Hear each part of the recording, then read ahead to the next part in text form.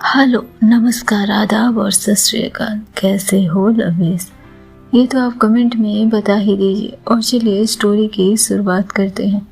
पिछले एपिसोड में हमने देखा कि ईशा और रवीना एक दूसरे से बैंटर करते हैं और इसी बीच दोनों करीब आते हैं, जहाँ रवीना ईशा से उसकी माँ के बारे में पूछती है और अचानक से ईशा की हालत बिगड़ जाती है, जिसके बाद रवीना उसका ध्यान रखती है।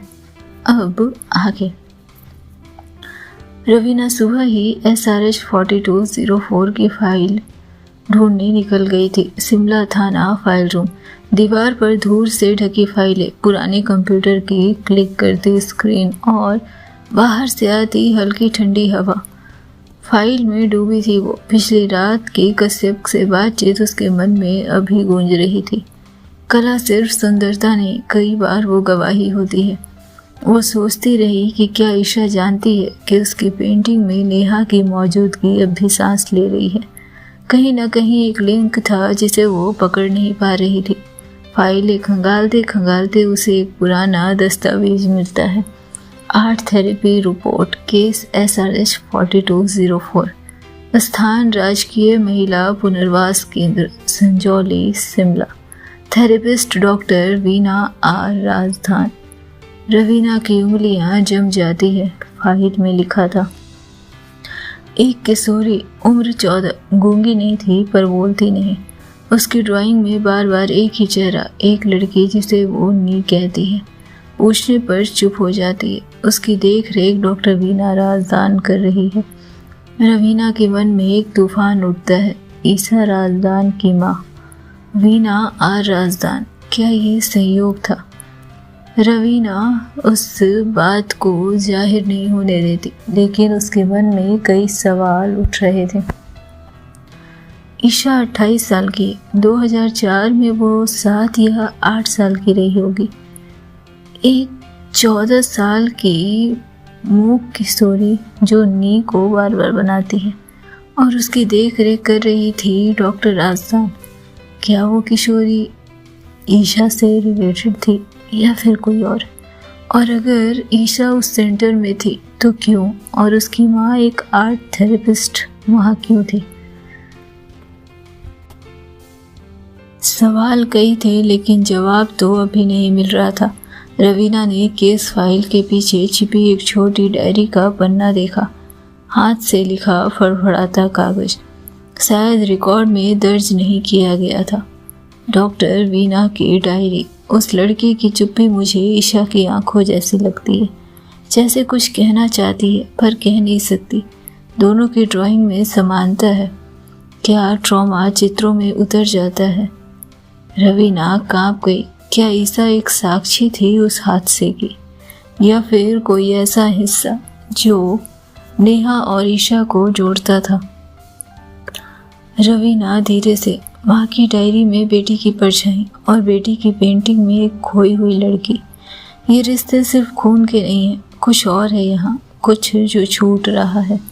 लेकिन नेहा के साथ ईशा के रिश्ते पर अब भी कोई बात पता नहीं चली थी। रात को रवीना वापस आती है कश्यप के घर। रवीना, क्या आपको याद है कोई लड़की जो पुनर्वास केंद्र से जुड़ी थी, राजदान नाम की? कश्यप उसकी ओर देखता है। नाम तो नहीं पर एक महिला आती थी, बाहर से बहुत शांत, साड़ी में, आंखों में कुछ टूटा हुआ। पूछने पर कहती थी, मैं बस रंगों से बातें करती हूँ। रवीना कहती है, वो ईशा की माँ थी। कश्यप चौंक कर उसे देखता है। फिर ये केस कभी बंद नहीं था, बस इसे दफन करवाया गया था, जानबूझकर, या फिर शायद किसी को बचाने के लिए। रवीना के सामने एक नई दिशा खुलती है। केस अब सिर्फ नेहा रैना का नहीं बल्कि ईशा के अतीत का भी बन चुका था।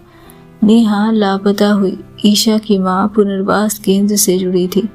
ईशा की कला में नी आस भी जिंदा है और शायद कहीं ना कहीं नेहा भी। और ये चीजें रवीना को डरा रही थी। मतलब ईशा का कुछ ऐसा पास्ट था जो रवीना जानने के लिए अब आतुर हो रही थी। और इसी कड़ी में वो ईशा पर नजर रखने लगी थी। काम निपटाने के साथ ही जैसे उसने ईशा पर नज़र रखना शुरू कर दिया था। और एक दिन अचानक ईशा कहीं निकलती है। सुबह सुबह का ही समय सा, बर्फ से ढकी एक वीरान पगडंडी और रवीना को केस के सिलसिले में एक ज़रूरी कॉल आता है, जिसके बाद वो थाने जाती और थाने से कुछ पता चलने के बाद वो कहीं के लिए निकलती है। आज उसे ईशा के पीछे जाने का मौका नहीं मिल सका था। एक पगडंडी पर रवीना की गाड़ी रुकती है। सामने जंगलों के बीच झुके हुए पेड़ की ओट में एक पुराना ढांचा, छत टूटी हुई दीवार पर काई, खिड़की से झांकती राखें जैसे उदासी। रवीना सोचती है जिसे हम अतीत कहते हैं, कभी कभी वो किसी जगह की जीवित परछाई होती है और इस जगह की सांसें अब भी बाकी है। वो अंदर जाती है। फ्लैशलाइट की किरणें पुरानी लकड़ी के फर्श पर पड़ती है। दरवाजा चरमराते हैं। हर चीज जैसे कुछ कहना चाहती हो लेकिन चुप हो। तभी बाहर से किसी के चलने की धुंधली आहट। रवीना फौरन एक खिड़की के पीछे छिप जाती है और सामने दिखती है ईशा। हल्की रोशनी में उसका चेहरा नर्म दिख रहा था। कोई शॉल ओढ़े वो खंडर के हर कोने को देखती है, जैसे उसे छू रही हो। किताबों की एक पुरानी अलमारी पर हाथ फिराती है। एक जली हुई तस्वीर को उठाकर सीने से लगा लेती है। उसके होठ हिलते हैं, शायद कुछ बुदबुदाते हुए। कोई नाम, कोई दुआ। वो ऊपर की टूटी सीढ़ियों से एक कमरे में जाती है। वहाँ बैठ जाती है जमीन पर। ना खड़ी होती है ना कुछ करती है, बस बैठी रहती है। आंखों से आंसू बहते जा रहे थे और छिप कर देख रही रवीना। उसे याद आता है कि ईशा ने कभी कहा था, कुछ जगहों पर कुछ नहीं होता, लेकिन वो सबसे बड़ी गवाही होती है। इधर दोपहर होने के साथ ही बर्फबारी तेज हो गई थी। ईशा अब खंडर से निकलती है, तभी सामने रवीना आ जाती है। दोनों की आंखें टकराती है और ईशा आश्चर्य से उससे पूछती है, तुम यहाँ क्यों आई हो? रवीना सख्त आवाज में, यही वजह जो तुम्हें खींच लाई है। कुछ जवाब या शायद कुछ सच जानना। ईशा थोड़ी थकी हुई मुस्कान मुस्कुराती है। सच, यहाँ सिर्फ राख बची है, सच नहीं। रवीना उसकी ओर देखती है, और तुम्हारी आंखों में आंसू, वो भी राख का हिस्सा है। दोनों एक पल को चुप रहते हैं, फिर एक साथ गाड़ी की ओर बढ़ते हैं। हवा तेज थी, बर्फ अब रास्ते को ढक चुक रही थी। गाड़ी स्टार्ट होती है, लेकिन कुछ दूरी पर आकर रुक जाती है और सामने से आता एक गेट कीपर उन्हें चेतावनी देता है कि आगे रास्ता बंद हो चुका है। ईशा सांसें लंबी खींचती हुई, जाने अब कब तक यहाँ रहना पड़ेगा, और वो गाड़ी से बाहर निकलती है। गेट कीपर से बातें करती है। तभी रवीना भी वहाँ आती है। क्या हुआ? कुछ नहीं, बाहर रास्ता बंद है, अब कुछ देर तक यहीं पर रुकना होगा। रवीना उसकी ओर देखती है। तुमने सोचा नहीं था? बाहर जवाब नहीं देते, सिर्फ रोकते हैं।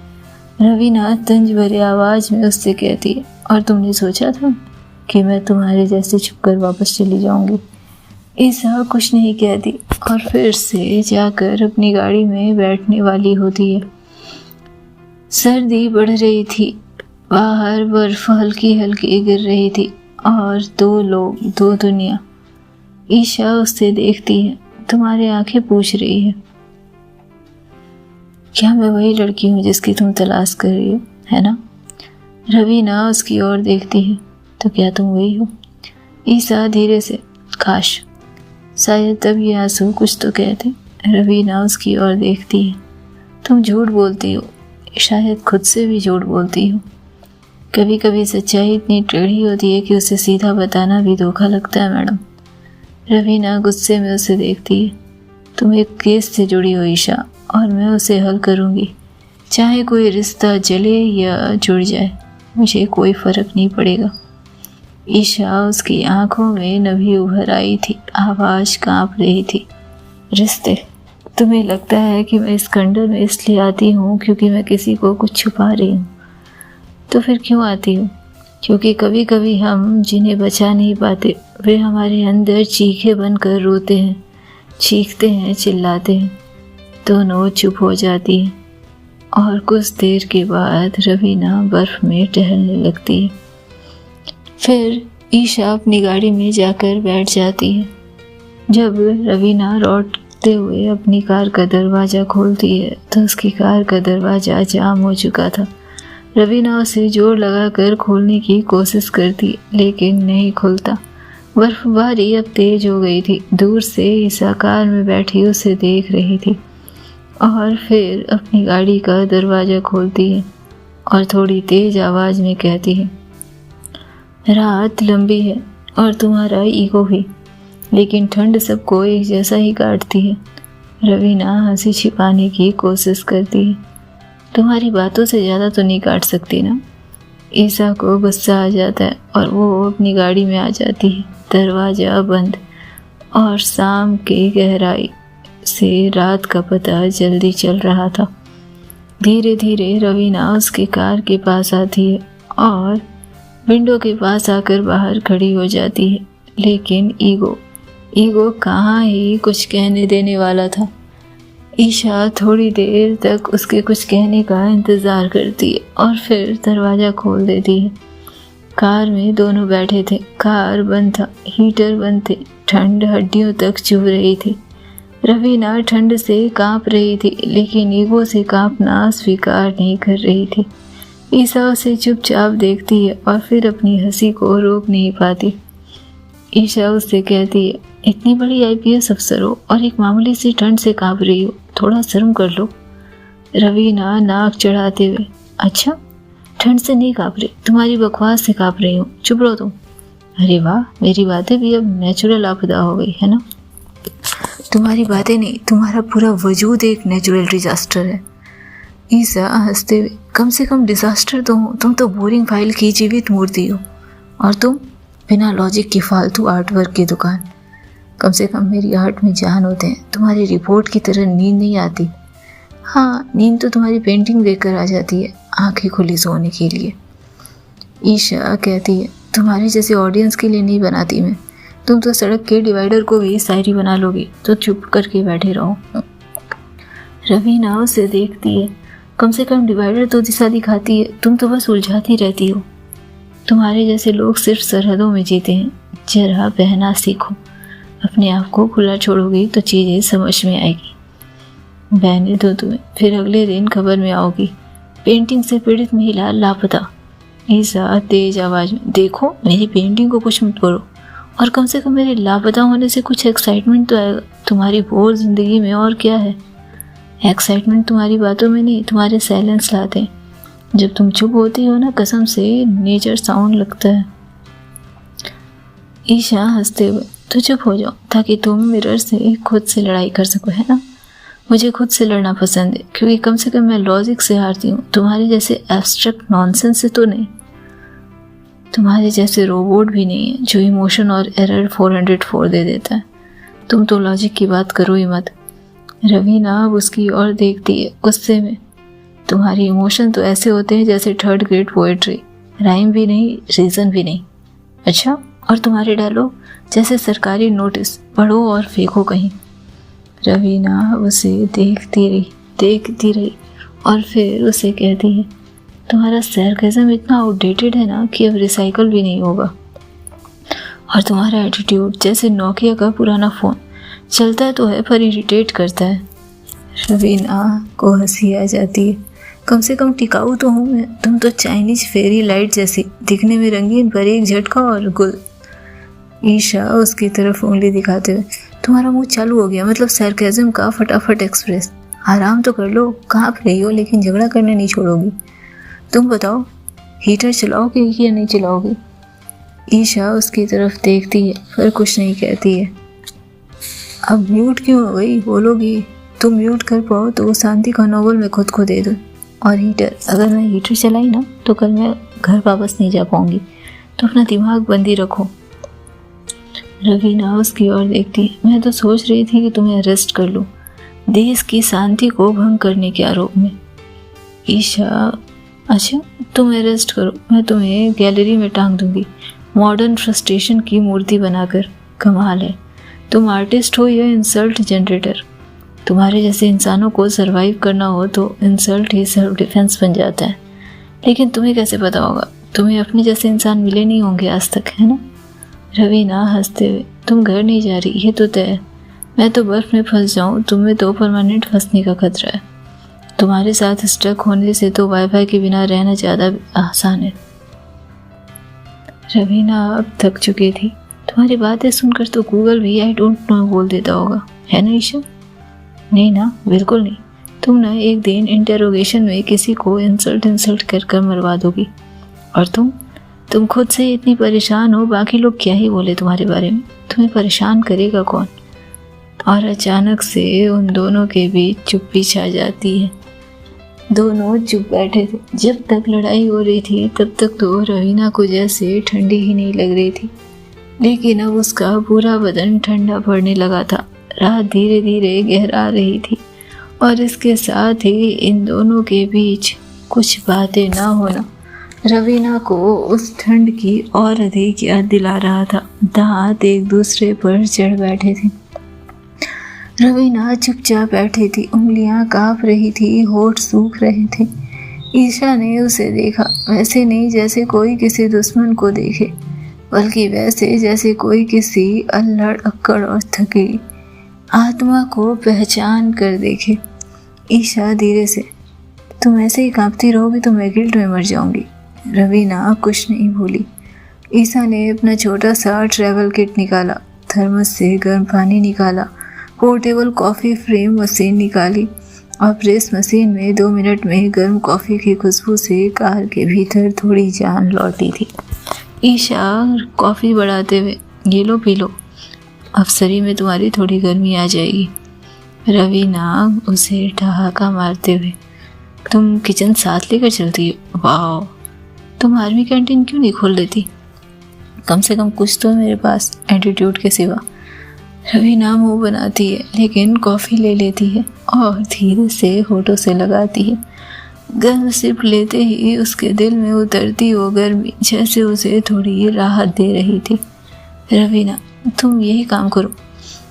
तुम ऐसा क्यों नहीं करती कि तुम सड़क पर ही कॉफ़ी बना बना के सबको दो, जो भी यहाँ फंसे उसे कॉफ़ी पिलाओ, कम से कम थोड़ा पुण्य ही कमा लोगे। ईशा, हाँ लेकिन तुम मेरे कैफ़े में या मेरे कस्टमर बनकर मत आना, वरना मेरे सारे कस्टमर भाग जाएंगे। तुम्हारी कॉफ़ी में भी सार्काज़म घुला है ना? तुम्हारी बातों में भी तो बिटरनेस घुली है, पर पीनी पड़ती है, सुननी पड़ती है। वैसे ही सुनो तुम भी।